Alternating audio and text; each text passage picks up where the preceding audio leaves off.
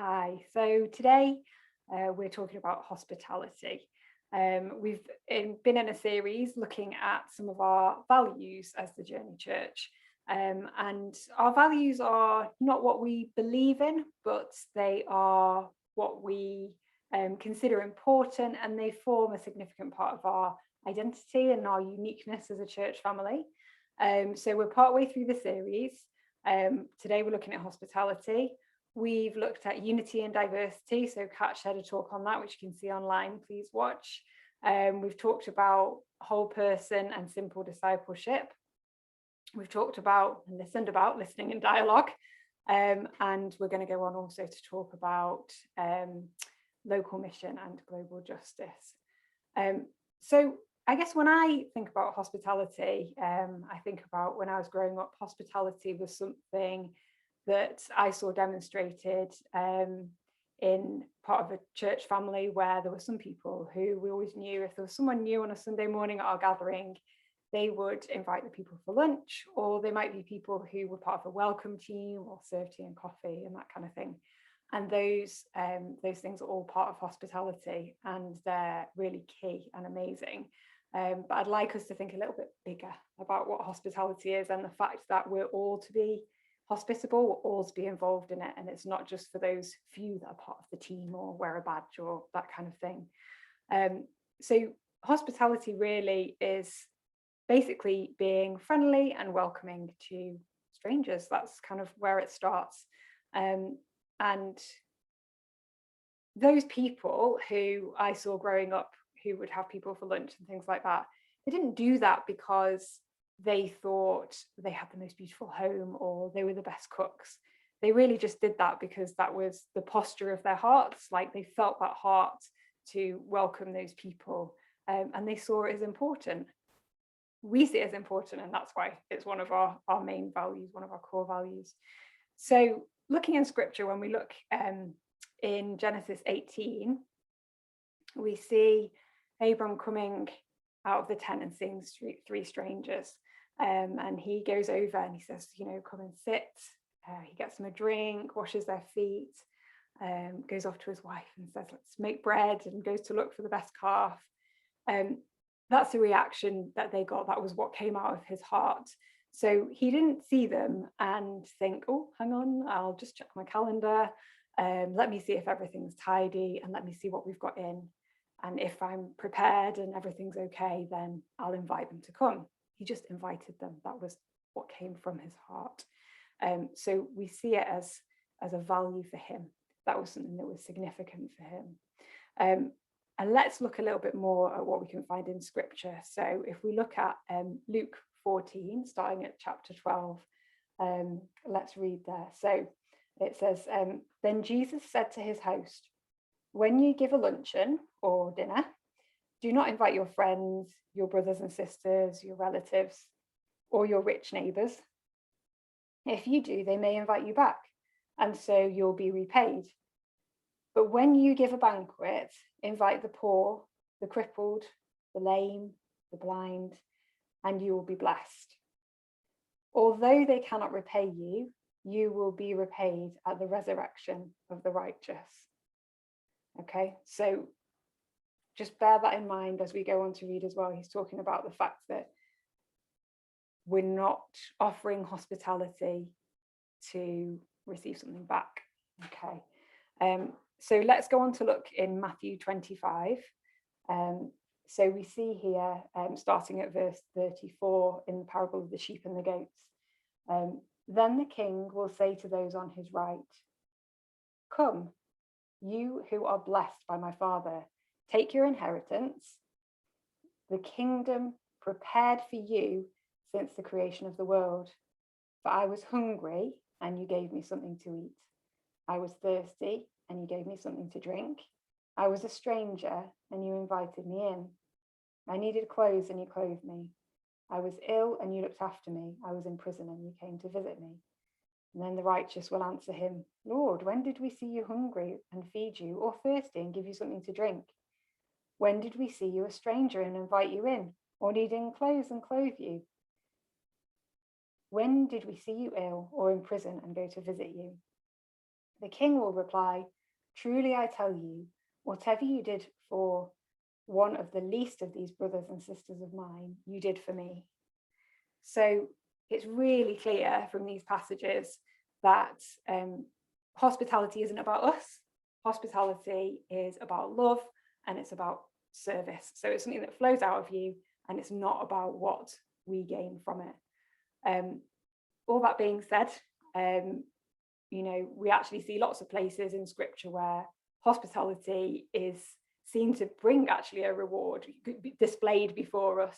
And Alan and I can definitely testify that, we've received so much hospitality over the years, which has been an incredible blessing to us on various different scales and in different ways. But we've offered hospitality as well. And even when we've offered a tiny bit of hospitality, we've never been anything but blessed.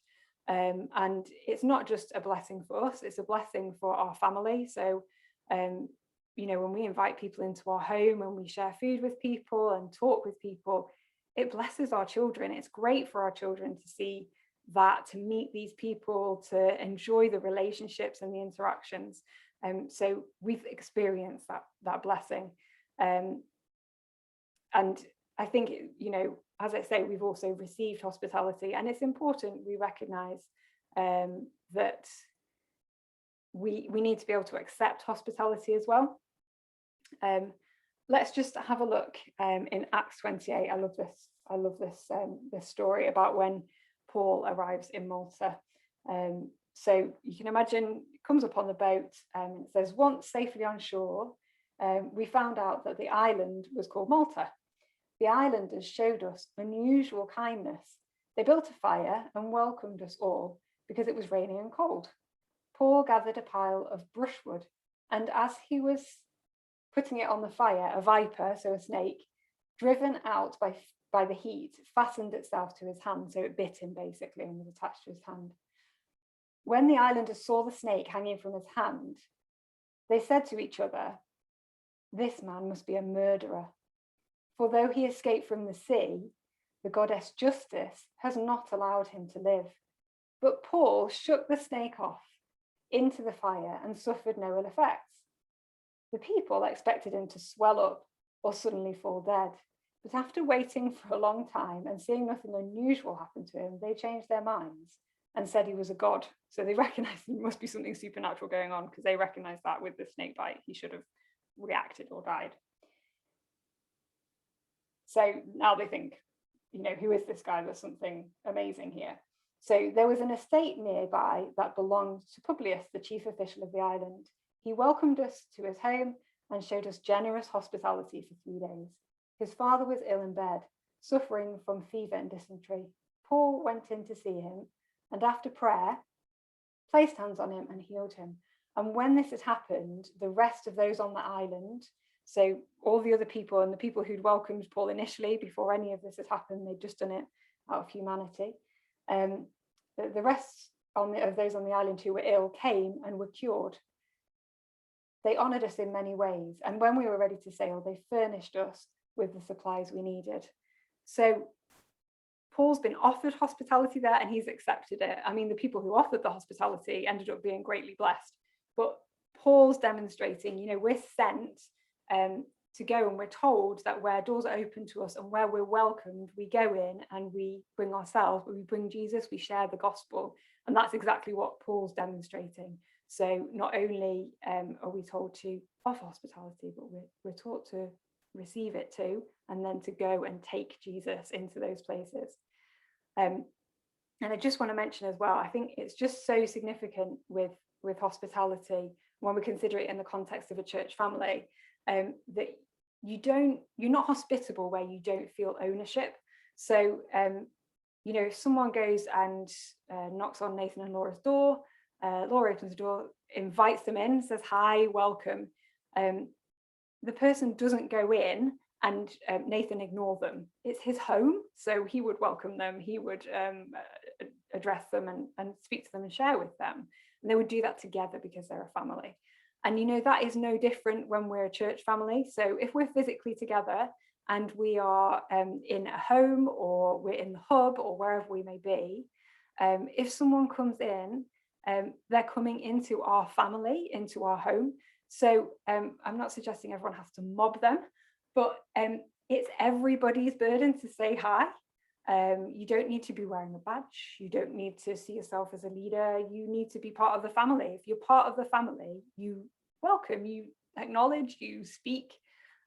So we need to just be mindful of that. You know, when we were meeting in homes pre-lockdown, I remember that, you know, on Sunday mornings, people would be arriving and we'd have tea and coffee and things. And Morale would often, you know, grab the kettle and she'd make tea and coffee for people. She doesn't live at our house, but she recognizes she's part of the family. So she has the ownership to do that. It's in her heart to serve the people who are arriving and give them tea and coffee and what have you. So it's really important that you feel that you recognize you have that place. It's your place to welcome people to. Let's just think as well about how we can grow in hospitality.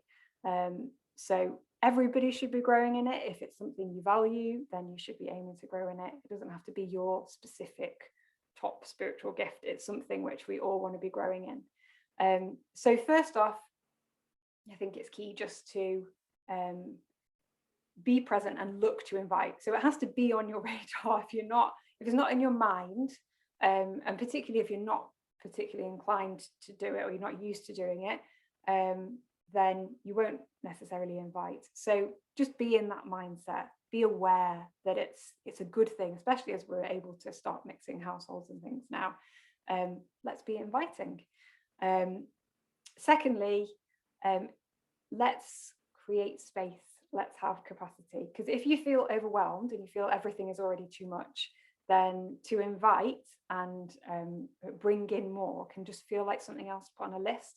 And if you have that feeling, which I have in the past often shared, of, oh my goodness, this is another thing to do, another thing to go on the list, my life is already full, then it's worth just taking stock and thinking, hang on, we want to shape ourselves around what we value, what we think is important. So if we think it's important, how can we find room for this? And if that's something which is challenging, then a lot on our website, along with our values, we also have our practices, most of which I hope are familiar. But some of those practices can help us to move into this mindset where we have space and capacity and make choices that lead to that. So, you know, things like Sabbathing can be helpful in this, and you know, practices of simplicity, those kind of things that are on there. So that's worth having a look and chatting through. So the third thing I'd suggest is let's just practice accepting hospitality. If someone invites you, if you can, say yes. It's great to receive hospitality. It gives you ideas, it blesses the other person. There's so much that's good about it. So let's just be inclined to go with that if you can. And the last thing to mention is just, you know what, once you've welcomed someone and you get to know them a bit, they're not a stranger anymore. And that doesn't mean that you stop welcoming them. So we need to continue to welcome and invite those that aren't strangers anymore as well. So let's practice in inviting one another too. So I hope that's given you a few ideas. We'll move on to have a little chat about some of those things now.